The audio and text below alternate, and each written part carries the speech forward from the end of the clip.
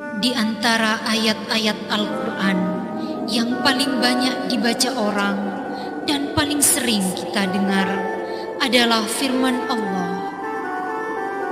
وَمَا خَلَقْتُ الْجِنَّ وَالْإِنسَ إِلَّا لِيَعْبُدُونِ.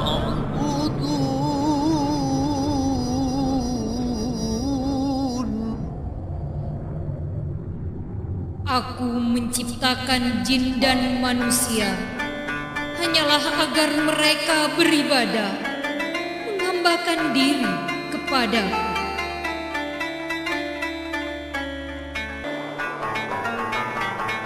Beribadah dan menghambakan diri kepada Allah berarti menyerah, patuh dan tunduk kepada apa saja yang menjadi aturan dan ketentuan Allah, tanpa harus memahami lebih dahulu alasan dan hikmahnya.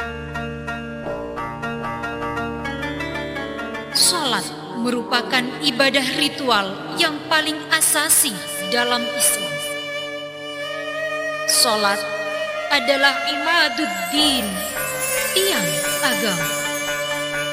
Barang siapa menegakkan salat berarti menegakkan agama, dan barang siapa meninggalkan salat berarti merobohkan agama. Salat merupakan persoalan yang paling pertama kali dipersoalkan dan menjadi urusan yang paling pertama kali diurus pada hari kiamat nanti di hadapan Allah Subhanahu wa Ta'ala. Simaklah baik-baik pesan singkat Allah kepada baginda Rasulullah sallallahu alaihi wasallam yang tertuang di dalam firman-Nya. وَأْمُرْ أَهْلَكَ بِالصَّلَاةِ وَاصْطَبِرْ عَلَيْهَا. Perintahkanlah kepada keluargamu mendirikan sholat, dan sabarlah kamu dalam mengerjakannya.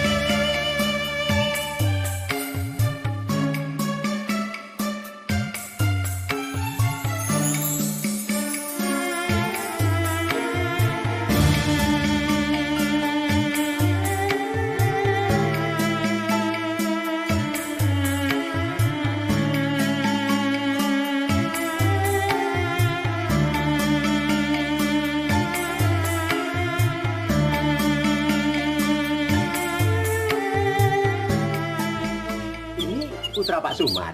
Iya, iya. Alhamdulillah sudah besar. Siapa namanya? Sobri, Yai. Sobri. Nama yang bagus. Kelas berapa? Lulus SMP, Yai. Lulus SMP. Iya. Oh, iya, iya. Iya, Yai. Sobri ini baru lulus SMP, Yai. Iya, iya, iya. Ya, maksud saya datang ke sini silaturahmi. Iya. Saya ingin mondokkan Sobri ini di sini, Yai. Iya, iya, iya. Sambil melanjutkan SMA-nya di sini. Iya, iya, iya. Saya ingin Sobri ini mendalami ilmu agama, Yai. Iya, iya. Mengapa tidak melanjutkan di luar? Enggak berani, Yai. Enggak berani. Apa biayanya mahal? Bukan itu, Yai. Terus? Kalau masalah biaya, insya Allah saya masih bisa mengusahakannya, Yai. Iya, iya, iya. Tetapi pergaulannya itu, Yai. Oh, iya, iya. Ya maaf ya zaman sekarang ya. Kalau Iya, orang tua itu tidak ketat ngawasi anaknya, Iya, iya. sulit anaknya jadi orang baik ya. Iya, iya. Nah ini Sobri ini di SMP-nya saja pergaulannya sudah agak bebas ya. Iya, iya, iya. Udah besar kayak gini ngajinya ndak lancar ya. Belum sholatnya, Iya. belum ibadah-ibadah yang lainnya. Iya. Nah kalau saya biarkan Sobri ini begini, saya takut ya. Iya. Nanti itu akan memberatkan saya di hadapan Allah ya. Wah. Wah. Kalau kesadaran orang tua akan pentingnya ilmu agama, sama seperti Pak Sumar ini, insya Allah putra putri kita akan menjadi anak yang soleh, solihah. Kalau gitu saya mohon restunya Kiai. Iya, iya, iya. Sobri ini mondok di sini. Iya. Sambil melanjutkan SMA-nya di sini. Iya, iya, iya. San? Hasan?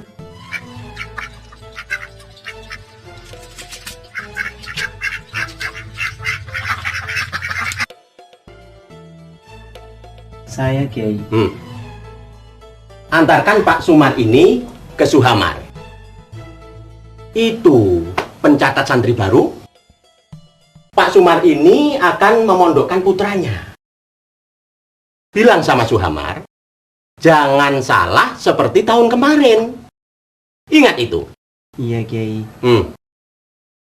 Kalau gitu saya permisi Kiai. Iya, iya, iya. Saya mohon doa restunya, mudah-mudahan si Sobri ini cepat kelasan di sini dan Iya, iya. mendapatkan ilmu barokah. Amin, amin, amin, amin. Leh.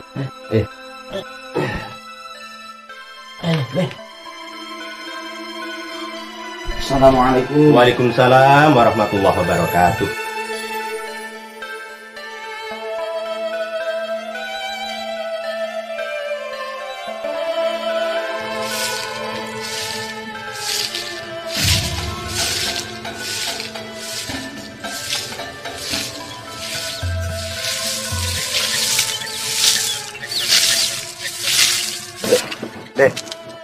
Dek, sini lah. Sini jangan malu-malunya tanya. Ke Zuhri ada ya? Ke Zuhri ada ya? Ada Pak, tadi Kiai Zuri masih menerima tamu.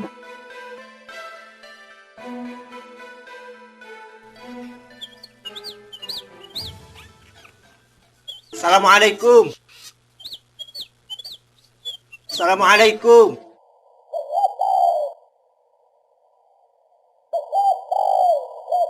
Assalamualaikum. Waalaikumsalam warahmatullahi wabarakatuh. Mari, mari. Mari, mari. Mari, mari.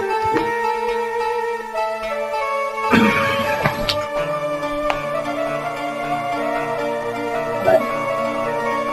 Silakan. Rombongan ya? Enggak, Kiai, Keng ketemu di luar. Oh iya. Dari mana? Madura, Kiai. Madura. Ketemu, Kiai. Atmo. Oh iya. Ini? Saya orang Bondowoso Kiai. Iya, iya. Nama saya Karsan Kiai. Karsan. Iya Kiai. Terus yang ini? Saya Pak Kosim Kiai. Pak dari Kosim. Banyuwangi. Dari Banyuwangi. Dari Banyuwangi Oh Kiai. iya. Mungkin ada keperluan Pak Atmo. Ada, Kiai. Iya, iya. Kebetulan kedatangan kami ke di sini sama, Kiai. Iya. Mau menanyakan persoalan sholat. Oh iya, ya. Kami kurang jelas, Kiai, hubungan sholat dengan kehidupan kita. Iya. Terus? Benarkah sholat betul-betul mencegah dari perbuatan keji dan mungkar, Kiai? Soalnya begini, Iya, iya. terus terang saja kami sudah melakukan sholat, tapi keinginan untuk berbuat dosa tidak bisa kami tahan, Kiai. Begini Pak Atmo ya. Kita harus yakin akan jaminan Allah. Bahwa sholat itu bisa mencegah perbuatan keji dan mungkar. Sebagaimana firman-Nya, Inna sholata tanha anil fahsya'i wal mungkar. Dengan barokah sholat, insya Allah kita tidak akan berzina, tidak akan berjudi, tidak akan mencuri, tidak akan korupsi, dan tidak akan melakukan maksiat-maksiat yang lain. Kemudian, kalau ibadah sholat sudah rajin kita lakukan, akan tetapi maksiat dan mungkar rajin pula kita lakukan, pasti ada yang salah. Yang salah bukan tuntunan sholatnya, akan tetapi orang yang melakukan sholat itu sendiri. Kemungkinan besar kita tidak sesuai dengan apa yang Allah anjurkan. Karena Allah memerintahkan sholat bukan cuma mendirikan sholat, akan tetapi menegakkan sholat. Aqimis sholat. Sebentar Kiai. Iya. Dari penjelasan Pak Kiai barusan, katanya Allah itu menyuruh kita bukan hanya sekedar mengerjakan sholat, tapi menegakkan sholat, Kiai. Iya. Kalau begitu, Kiai, berarti yang namanya sholat ini ada tiangnya, Kiai. Begini Pak Karsan, memang tiangnya ada dua. Tiang yang tidak tampak dan tiang yang tampak. Dan dua-duanya ini harus sama-sama ditegakkan. Tiang yang tidak tampak adalah merupakan roh dan hakikat sholat, yaitu khusyuk dan khudu', yakni konsentrasi penuh, memusatkan diri dengan apa yang sedang kita lakukan, yaitu sholat, dan sadar bahwa kita sedang berdiri di hadapan Allah Subhanahu wa Ta'ala.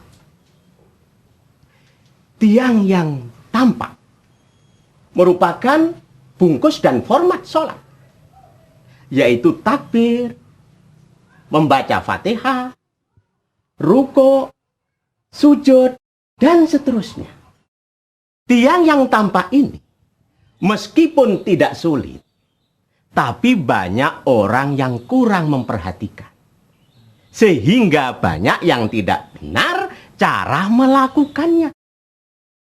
Fatihahnya salah, rukuknya salah, sujudnya salah, dan seterusnya. Jadi banyak orang yang melakukan sholat salah, ya? Insya Allah begitu. Oh iya. Nah, silakan minum dulu. Silakan.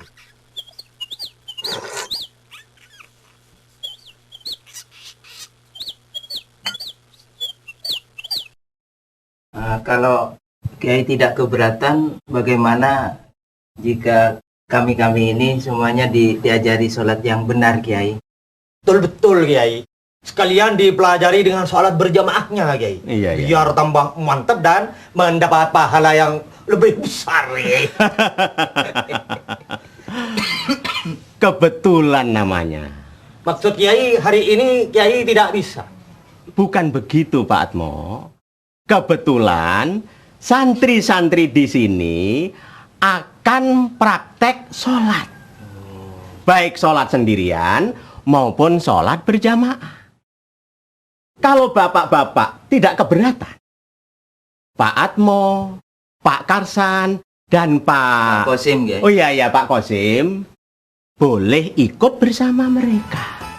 Terima kasih karena Iya. Terima kasih, Kiai. Iya.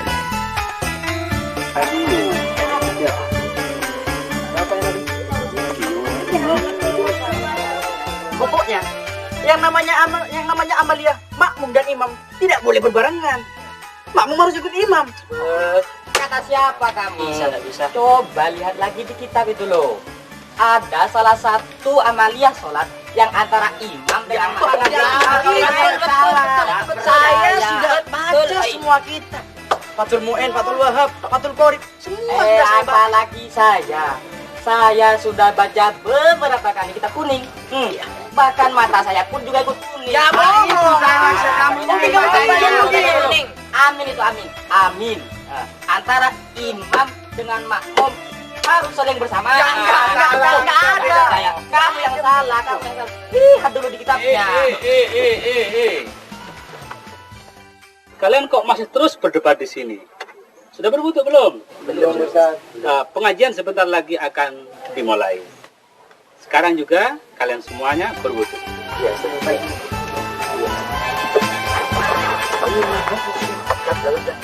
Alham kok tidak ada? Kemana dia? Dia kan santri baru. Jangan-jangan dia berwudu di sumur lagi. Wah, salah lagi dia nanti.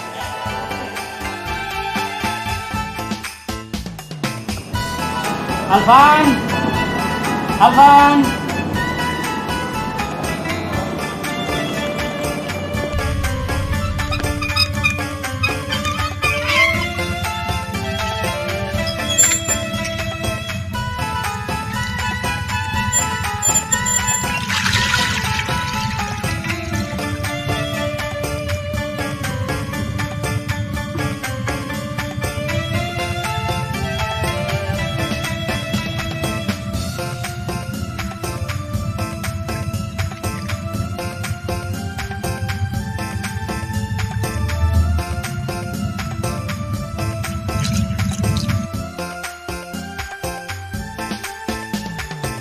Wah.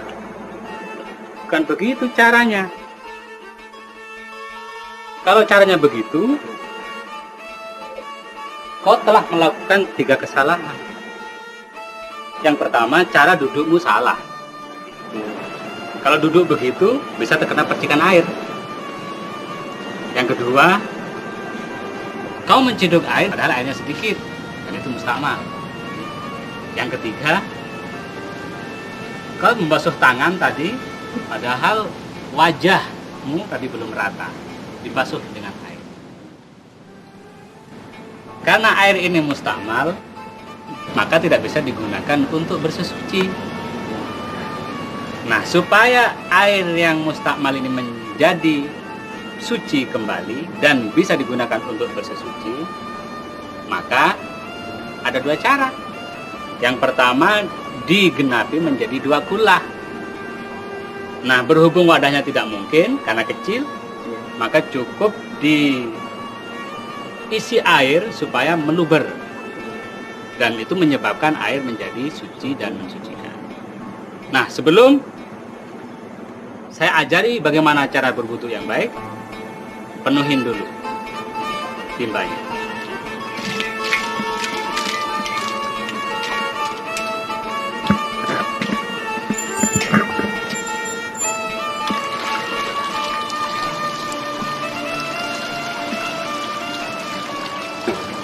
Cukup. Sekarang air ini sudah suci mensucikan karena sudah meluber tadi.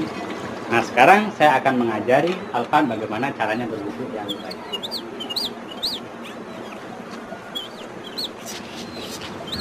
Ini pegang.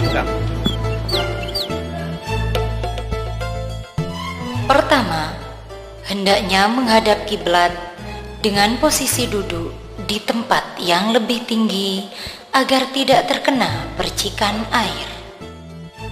Kemudian, membaca basmalah ketika hendak membasuh kedua tangan. Bismillahirrahmanirrahim. Setelah itu, membasuh kedua tangan sampai pergelangan. Lalu, niat berwudu. Niat wudu dipertahankan dalam ingatan sampai saat membasuh wajah. Nawaitul wudu'a li raf'il hadatsil asghar lillahi ta'ala. Kemudian berkumur-kumur dan menghirup air. Hal ini diulangi 3 kali. Setiap cidukan digunakan berkumur sekaligus menghirup air secara bergantian. Setelah itu, membasuh wajah. Dimulai dari tempat tumbuhnya rambut sampai kedua tulang dagu. Dari telinga kanan sampai telinga kiri. Hal ini diulangi 3 kali.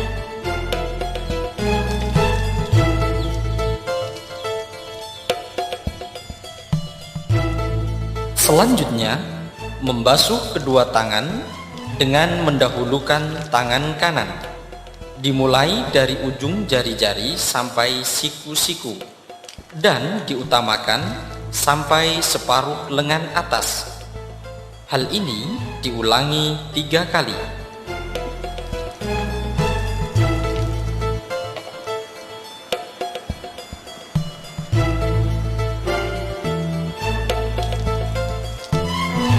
Setelah itu, sunnah tasbik atau menjalin kedua tangan.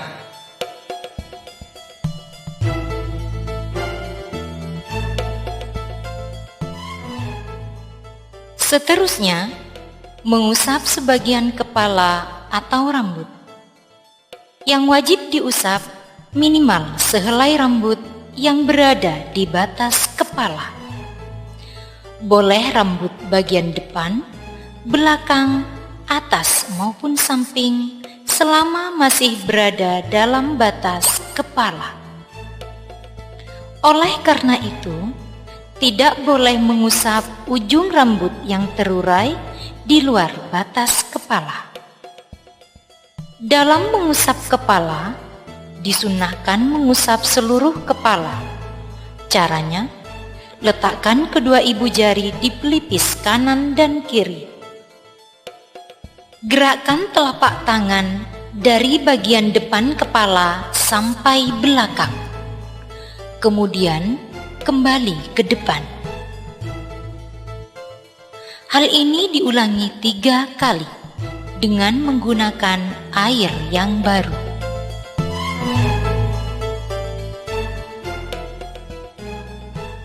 Setelah itu, disunnahkan mengusap kedua telinga, baik luar maupun dalam. Cara yang utama, jari telunjuk dimasukkan ke dalam lubang telinga, sedangkan ibu jari ditempelkan pada daun telinga bagian luar. Kemudian, ibu jari dijalankan sampai daun telinga bagian atas.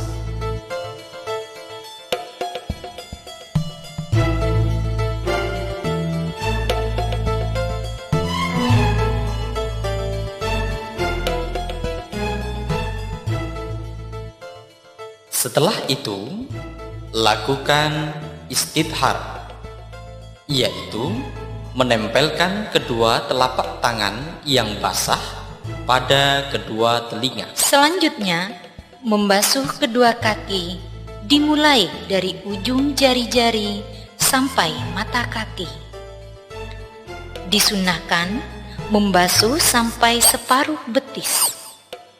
Wajib juga membasuh bagian yang berlubang atau pecah-pecah jika terlihat.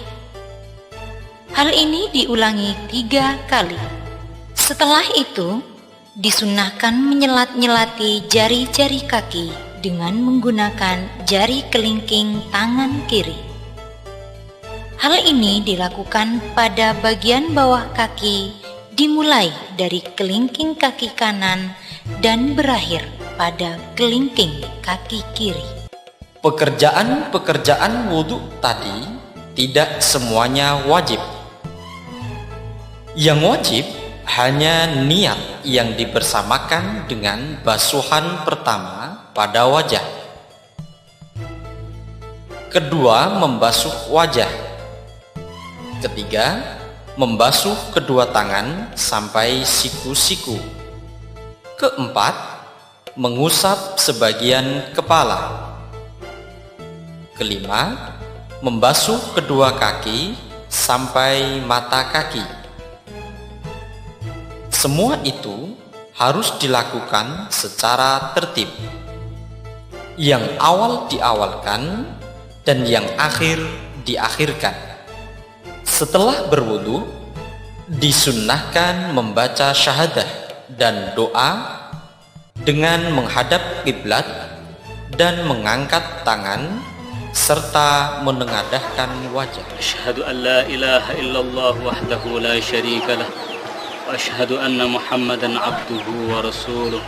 Allahumma ja'alni minat tawwabin wa ja'alni minal mutatahhirin wa ja'alni min ibadikas salihin.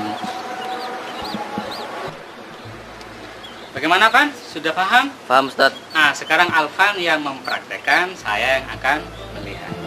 Nah, mana sampelnya? Ini, Ustaz. Silahkan, Alfan.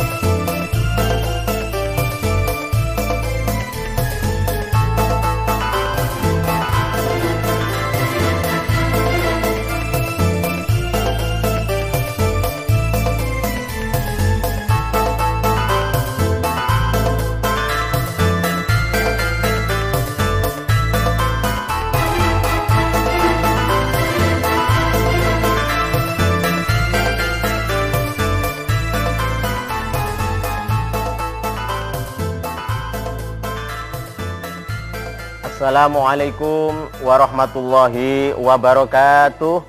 Waalaikumsalam warahmatullahi wabarakatuh. Ya Rabbi hayyi lana min amrina rasyada waj'al ma'unataka al-husna lana madada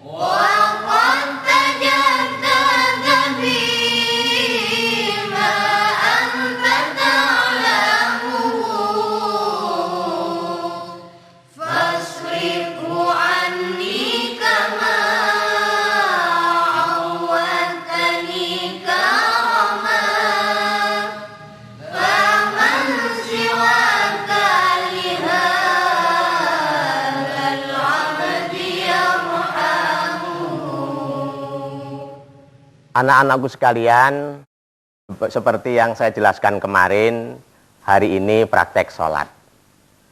Sebelum praktek, perlu saya jelaskan kembali bahwa amaliyah atau pekerjaan-pekerjaan sholat dibagi menjadi 3 bagian. 1, rukun. 2, sunnah ab'ad. 3, sunnah hayat. Rukun yaitu segala sesuatu yang harus dikerjakan di dalam sholat. Apabila rukun itu sengaja ditinggalkan, maka sholatnya tidak sah. Apa rukun-rukun itu? Saya mohon Ustadz Sulaiman untuk menjelaskan. Silahkan Ustadz. Baik Kiai, adik-adik sekalian, rukun sholat ada 13. Pertama, berdiri tegak bagi yang mampu berdiri di dalam sholat fardu. Nah, kalau tidak mampu berdiri misalkan karena sakit, boleh duduk. Kalau duduk tidak bisa, boleh berbaring. Kalau berbaring tidak mampu, boleh terlentang. Rukun yang kedua, niat. Rukun yang ketiga, takbiratul ihram, yakni takbir permulaan sholat. Rukun yang keempat, membaca Fatihah. Sedangkan rukun yang kelima, ruku dengan tumak ninah. Tumak ninah maksudnya diam sejenak setelah bergerak, minimal sepanjang bacaan subhanallah. Keenam, i'tidal dengan tumak ninah juga. Ketujuh, sujud 2 kali dengan tumak ninah. Rukun yang kedelapan, duduk di antara 2 sujud dengan tumak ninah. Kesembilan, duduk tasyahud akhir. Rukun yang ke-10, membaca tahiyat akhir. Ke-11, membaca sholawat kepada Kanjeng Nabi pada tasyahud akhir. Rukun yang ke-12, salam yang pertama. Dan rukun yang terakhir, yakni rukun yang ke-13, tertib. Artinya, rukun-rukun itu dikerjakan secara berurutan. Yang awal diawalkan dan yang akhir diakhirkan. Bagaimana semuanya? Paham? Selanjutnya, pekerjaan-pekerjaan yang sunnah ab'ad dan sunnah hayat. Untuk itu saya mohon Ustadz Sanusi untuk menjelaskan. Silakan Ustadz. Baik, Kiai. Para tamu, adik-adik santri putra dan adik-adik santri putri yang berbahagia. Yang dimaksud dengan sunnah ab'ad adalah perbuatan atau amaliyah di dalam sholat yang tidak wajib dilakukan, akan tetapi sangat-sangat dianjurkan untuk dilakukan, sehingga kalau ditinggalkan maka sunnah diganti dengan sujud sahwi. Perbuatan atau amaliyah yang masuk sunnah ab'ad: 1. Tasyahud awal. Yang kedua, membaca sholawat kepada Nabi dalam tasyahud awal. Yang ketiga adalah membaca doa kunut di dalam sholat subuh dan di dalam sholat witir khusus bulan Ramadan, yakni mulai malam tanggal 16 sampai akhir bulan Ramadan. Kemudian sunnah hayat, yaitu pekerjaan atau amaliyah di dalam sholat yang dianjurkan untuk dilakukan. Akan tetapi jika tidak dilakukan, tidak disunnahkan untuk diganti dengan sujud sahwi. Amaliyah atau perbuatan yang sunnah hayat adalah selain amaliyah rukun dan sunnah ab'ad. Ya, saya kira cukup. Bagaimana? Paham semuanya?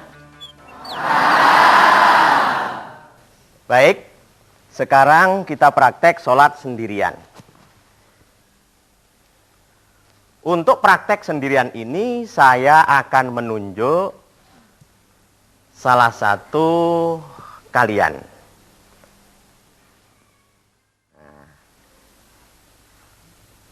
Soleh.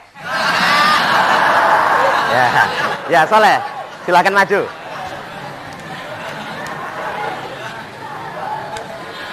Silakan.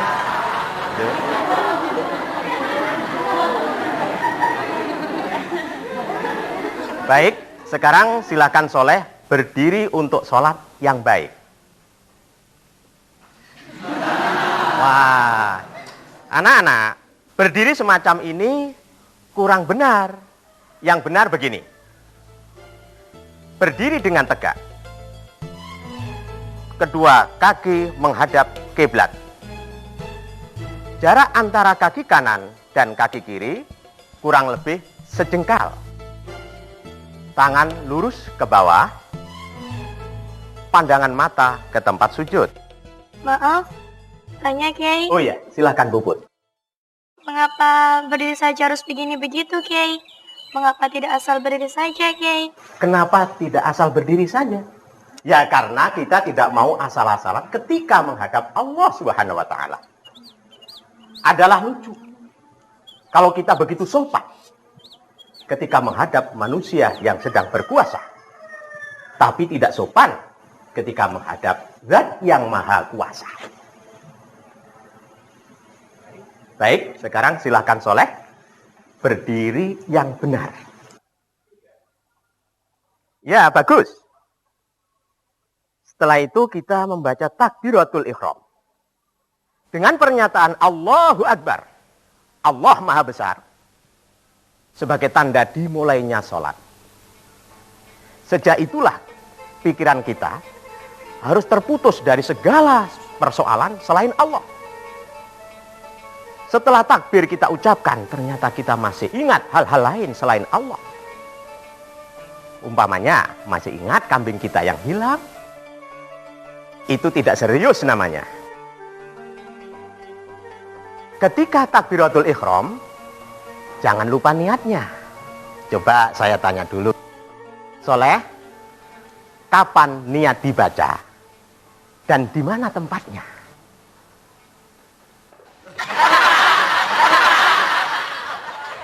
Wah, rupanya tidak tahu. Ada yang tahu? Saya Kiai. Oh, Zuhdi. Silakan Zuhdi. Niat itu dibaca bersamaan dengan takbiratul ihram dan tempatnya di dalam hati, Kiai. Bagus. Jadi lisan membaca takbir, hati membaca niat. Nah sekarang coba Soleh silakan takbir yang baik. Usolli fardhal maghribi thalatha raka'atin mustaqbilal kiblati ada'an lillahi ta'ala. Allah. Lihat tangan Soleh. Cara mengangkat tangannya kurang tepat. Yang betul begini. Kedua tangan diangkat melurusi kedua pundak. Ujung jari-jari lurus dengan bagian atas daun telinga. Ibu jari lurus dengan bagian bawah daun telinga. Permulaan mengangkat tangan bersamaan dengan hamzahnya Allahu. Turunnya bersamaan dengan roknya akbar. Kemudian kedua tangan diletakkan di bawah dada di atas pusar. Tangan kanan memegang pergelangan tangan kiri dengan membentangkan jari telunjuk dan jari tengah. Tapi kalau kalian menjumpai orang yang sedang sholat, tidak meletakkan tangannya di bawah dada di atas pusar, tapi menurunkannya ke bawah, jangan langsung Anda salahkan. Bisa saja orang itu mengikuti mazhab lain. Nah, sekarang silakan Soleh ulangi takbiratul ihramnya. Allahu Akbar. Ya, bagus. Setelah takbiratul ihram, sunnah membaca doa iftitah. Antara takbiratul ihram dan doa iftitah ada saktah. Artinya, diam sejenak. Ingat, di dalam sholat ada 6 saktah atau diam sejenak. Seukuran lamanya membaca Subhanallah. 1. Saktah di antara takbiratul ihram dan doa iftitah. 2. Saktah di antara doa iftitah dan ta'awudz. 3. Saktah di antara ta'awudz dan bismillahnya Fatihah. 4. Saktah di antara Fatihah dan amin. 5. Saktah di antara amin dan membaca surah. Dan yang keenam, saktah di antara membaca surah dan takbir untuk rukuk. Sekarang silakan Soleh mulai dari takbiratul ihram, kemudian saktah membaca doa iftitah, saktah lagi membaca ta'awudz atau a'udzubillahi minasyaitonirrajim. Ya, silakan. Allahu Akbar.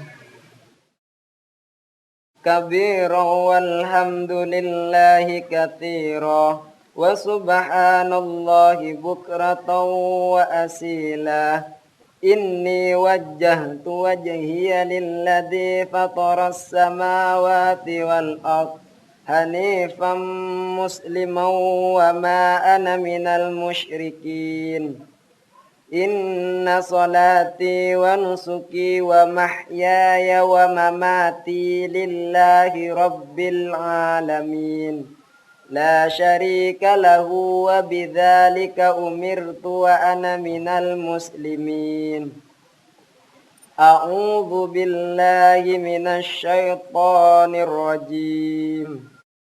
Baik, sekarang kita lanjutkan rukun sholat yang keempat, yaitu membaca Fatihah. Karena sholat maghrib termasuk sholat jahriyah, maka Fatihahnya dinyaringkan. Walaupun sholat sendirian. Lain halnya dengan sholat siriyah. Kalau sholat siriyah dibaca lirik. Tanya dulu, Kiai. Apa jahriyah dan siriyah itu, Kiai?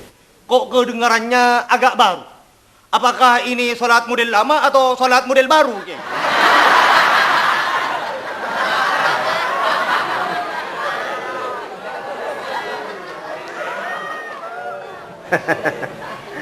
Pak Atmo, dalam sholat itu tidak ada model-modelan. Yang ada sholat yang benar dan yang salah. Benar kalau sesuai dengan tuntunan Rasulullah. Dan salah apabila tidak sesuai. Nah, sekarang tolong jelaskan tentang sholat jahriyah dan sholat siriyah. Silakan Ustadz Sanusi menjelaskan. Baik, Kiai. Yang dimaksud dengan sholat jahriyah adalah sholat yang di dalamnya disunnahkan untuk menyaringkan bacaan Fatihah dan surahnya pada rakaat pertama dan kedua, baik bagi imam maupun orang yang sholat sendirian. Sholat jahriyah meliputi sholat maghrib, sholat isya, sholat subuh, sholat Jum'ah, dan sebagian sholat-sholat yang lain. Sedangkan yang dimaksud dengan sholat sirriyah adalah sholat yang di dalamnya disunnahkan untuk melirihkan seluruh bacaannya kecuali takbir. Sholat sirriyah meliputi sholat dhuhur, sholat asar, dan sebagian sholat sunnah yang lain seperti rawatib misalnya. Bagaimana Pak Atmo? Sudah paham? Sudah paham, Kiai. Saya rasa sholat model baru ya. Nah, silakan Soleh baca Fatihahnya. Ingat, jangan lupa tajwid, huruf, dan tasdid-tasdidnya. Ingat, karena kalau Fatihahnya salah, sholatnya bisa batal. Bismillahirrahmanirrahim. Alhamdulillahi rabbil alamin. Ar-Rahmanir-Rahim. Aduh, bacaannya kok masih begitu? Berapa tahun kamu mondok?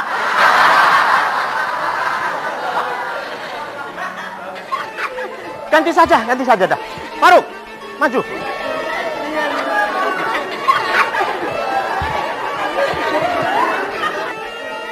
Silakan Faruk, baca Fatihahnya. Bismillahirrahmanirrahim. Alhamdulillahi rabbil alamin.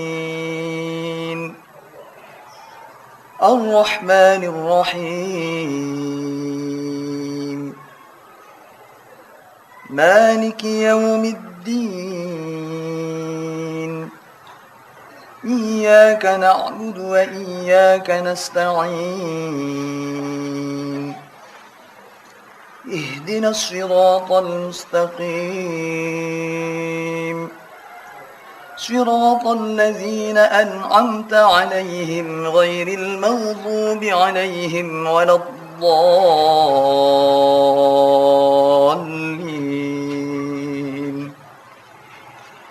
آمين. Bagus. Setelah amin, sunnah membaca surah Al-Quran. Dalam membaca surah Al-Quran, ada aturan-aturan yang seharusnya kita lakukan. Yang pertama, dipilih surah-surah pendek, dikenal dengan surah mufassal. 2. Untuk sholat subuh, dipilih surah mufassal yang panjang-panjang. Untuk sholat maghrib, dipilih surah mufassal yang pendek-pendek. Untuk sholat duhur dipilih yang agak panjang. Sedangkan untuk asar dan isya dipilih yang tidak panjang dan tidak pendek. Ketiga, surah yang dibaca pada rokaat kedua seharusnya lebih pendek daripada rokaat pertama dan seharusnya berurutan.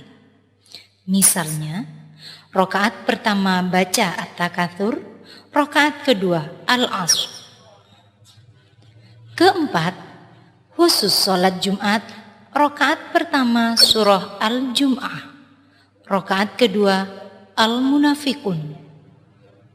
Atau rokaat pertama surah Al-A'la, rokaat kedua surah Al-Ghasyiyah.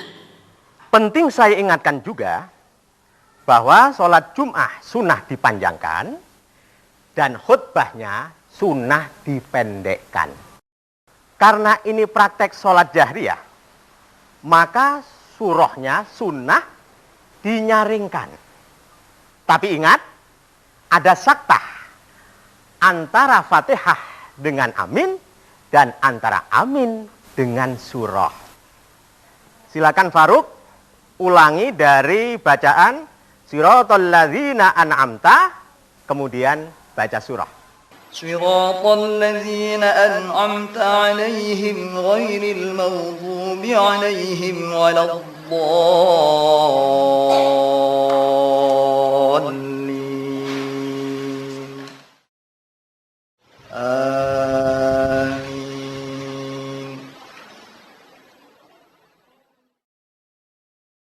Bismillahirrahmanirrahim.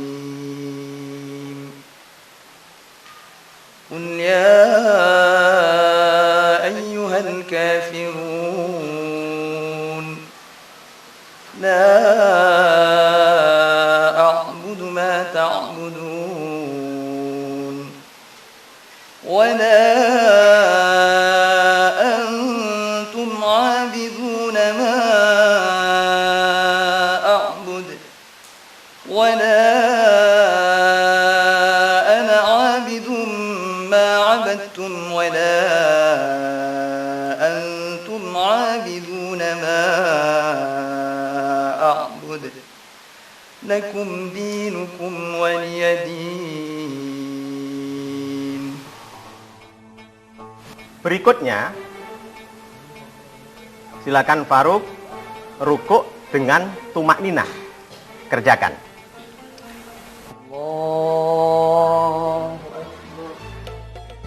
Sebelum ruku, takbir intiqal dengan mengangkat tangan sama dengan takbiratul ihram. Kedua tangan menggenggam lutut dengan jari-jari sedikit renggang. Punggung dan leher dibentangkan sampai rata. Tidak terlalu membungkuk dan tidak tengadah. Ketika ruku, wajib tumakninah dan sunnah membaca Subhana rabbiyal azimi wa bihamdi 3 kali. Subhana rabbiyal azimi wa bihamdi. Subhana rabbiyal azimi wa bihamdi. Selanjutnya, iktidal dengan tumakninah. Silakan Faruk, kerjakan. Allahu liman hamidah. I'tidal dilakukan dengan mengangkat tangan sebagaimana takbiratul ihram. Sunnah membaca Sami Allahu liman hamidah. Kemudian tangan diturunkan sebagaimana posisi berdiri sebelum sholat. Setelah berdiri tegak, sunnah membaca Rabbana lakal hamdu dan seterusnya dengan lirih.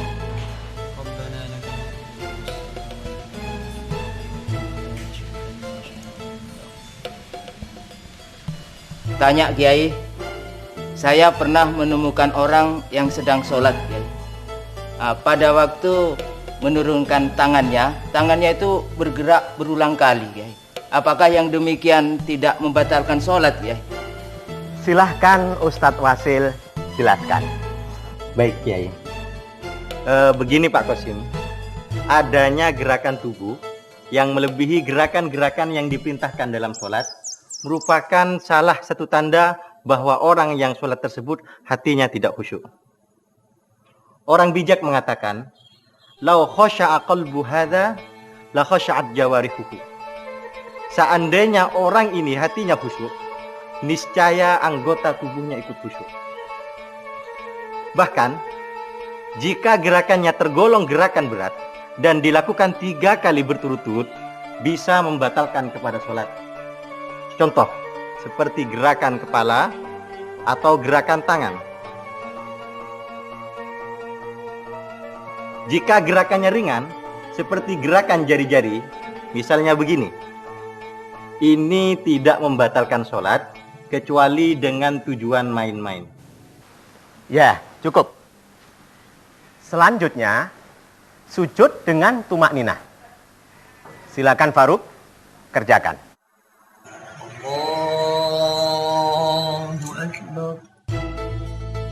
Ketika turun dari i'tidal menuju sujud, sunnah membaca takbir tanpa mengangkat tangan.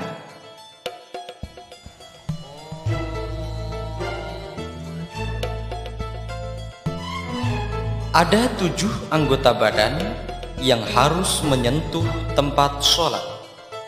Pertama dan kedua, ujung jari-jari kedua kaki. Jari-jarinya wajib dihadapkan ke kiblat dan kedua kaki direnggangkan kira-kira 1 jengkal. Ketiga dan keempat, kedua lutut. Di samping menyentuh tempat sholat, juga direnggangkan kira-kira 1 jengkal. Kelima dan keenam, kedua telapak tangan seraya dihadapkan ke kiblat. Ketujuh, dahi dan hidung.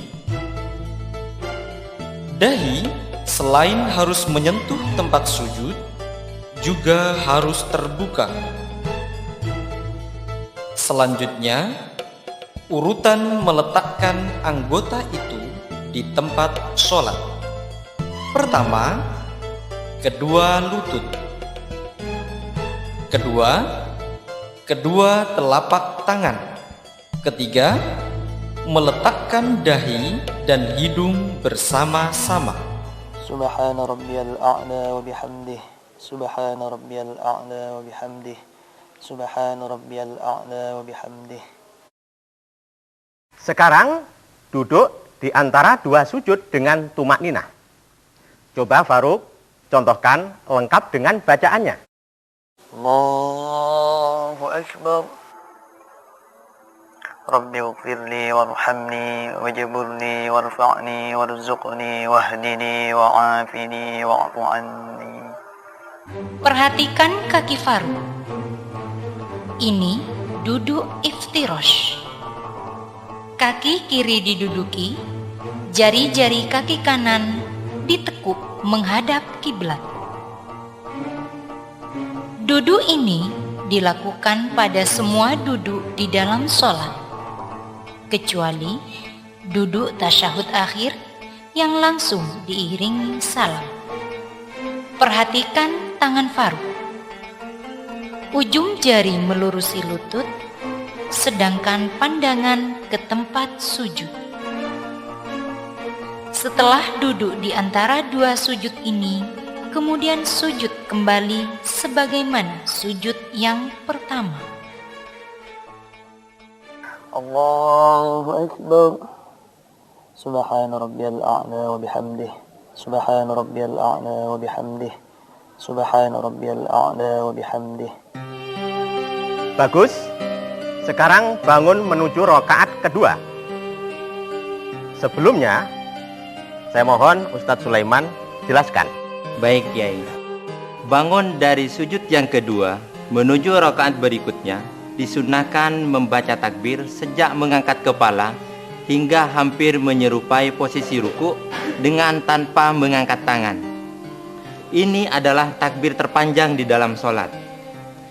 Ketika akan bangun, disunahkan pula duduk istirahat sejenak terlebih dahulu, kemudian bangun dengan bertumpu pada kedua tangan yang ditekan ke tempat sholat. Untuk lebih jelasnya, silakan Faruk dikerjakan. Allahu Akbar. أعوذ بالله من الشيطان الرجيم بسم الله الرحمن الرحيم الحمد لله رب العالمين الرحمن الرحيم مالك يوم الدين إياك نعبد وإياك نستعين اهدنا الصراط المستقيم صراط الذين أنعمت عليهم غير المغضوب عليهم ولا الضالين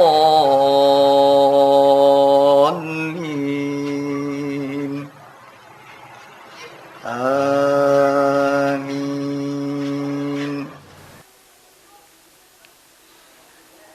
بسم الله الرحمن الرحيم إذا جاء نصر الله والفتح ورأيت الناس يدخلون في دين الله أفواجا فسبح بحمد ربك واستغفره إنه كان توابا الله أكبر.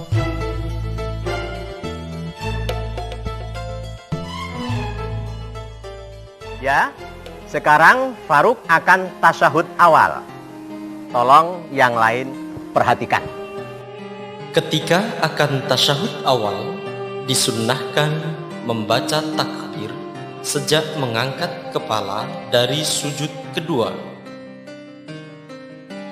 Kemudian duduk dengan meletakkan kedua tangan di atas paha. Telapak tangan kiri dibuka mengatup dan jari-jarinya melurusi batas lutut. Sedangkan tangan kanan dibuka mengatup sebentar saat bangun. Kemudian digenggam kecuali jari telunjuk. Dan ibu jari berada di bawah jari telunjuk. Posisi tangan semacam ini terus dipertahankan sampai akan bangun menuju rakaat berikutnya. Pandangan ke tempat sujud. Dan duduk iftirosh sebagaimana duduk di antara dua sujud. Dalam duduk tasyahud awal, sunnah membaca bacaan tahiyat dan sholawat pada Nabi. Bersamaan dengan membaca lafal illallah dalam syahadat, jari telunjuk diangkat agak condong ke bawah. التحيات المباركات الصلوات الطيبات لله السلام عليك أيها النبي ورحمة الله وبركاته السلام علينا وعلى عباد الله الصالحين أشهد أن لا إله إلا الله وأشهد أن محمدا رسول الله اللهم صل على محمد. Tunggu Kiai, tunggu Kiai. Saya mau nanya. Saya pernah lihat teman saya namanya Maksum Sajat. Ketika Maksum sholat, tahu-tahu Sujak datang dia, tak bentak. Maksum, kok sholat kamu? Jadi ndak ke pasar sapi? Kalau ndak jadi, ya diam saja. Kalau jadi gerak-gerakkan tangannya. Karena maksum takut ditinggal, Kiai. Betul-betul maksum gerak-gerakkan tangannya. Begini-begini, Kiai. Itu kayak mana, Kiai? Apa tal Anda, Kiai? Kedua teman itu, Maksum dan Suja, sama-sama tidak warasnya. Masa ibadah kepada Allah yang cukup 5-10 menit saja masih dicampur-campur dengan urusan pasar sapi.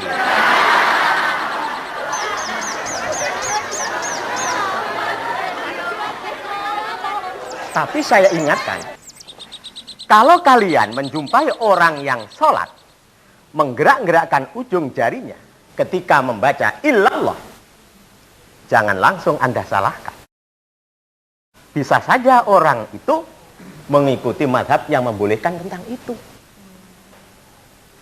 Bukan berarti mencampur adukkan urusan sapi seperti Maksum itu.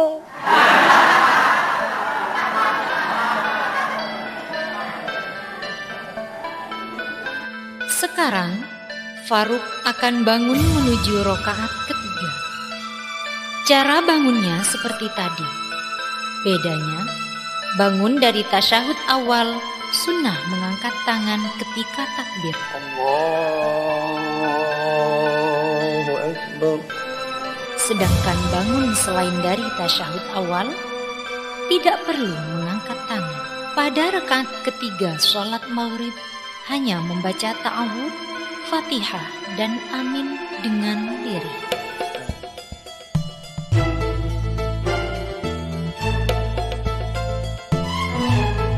Ketika akan tasyahud akhir, disunnahkan membaca takbir sejak mengangkat kepala dari sujud kedua. Posisi tangan sama seperti tasyahud awal. Allahu Akbar. Posisi tangan semacam ini terus dipertahankan sampai selesainya salam yang kedua. Pandangan ke tempat sujud. Khusus duduk tasyahud akhir yang langsung diikuti salam, menggunakan cara duduk tawarruk, yakni kaki kiri diselipkan di bawah pergelangan kaki kanan, dan kaki kanan ditekuk menghadap kiblat. Kecuali akan melakukan sujud sahwi sebelum salam, maka tasyahud akhir menggunakan cara duduk iftirash. Dalam tasyahud akhir, wajib membaca bacaan tahiyat dan sholawat pada Nabi. Dan disunnahkan menambahnya dengan baca doa-doa yang lain. Cara mengangkat jari telunjuk sama seperti pada tasyahud awal. Sekarang Faruk akan melakukan rukun sholat yang terakhir, yaitu salam yang pertama. Caranya, tolehkan wajah ke arah kanan, sehingga pelipis pipi kanan bisa terlihat oleh orang yang ada di belakangnya. Ketika membaca assalamu, wajah masih tetap ke arah sujud. Dan ketika membaca alaikum warahmatullah, wajah menoleh ke kanan. Kemudian salam yang kedua, sunnah dikerjakan. Caranya seperti salam yang pertama. Assalamualaikum warahmatullah. Assalamualaikum warahmatullah.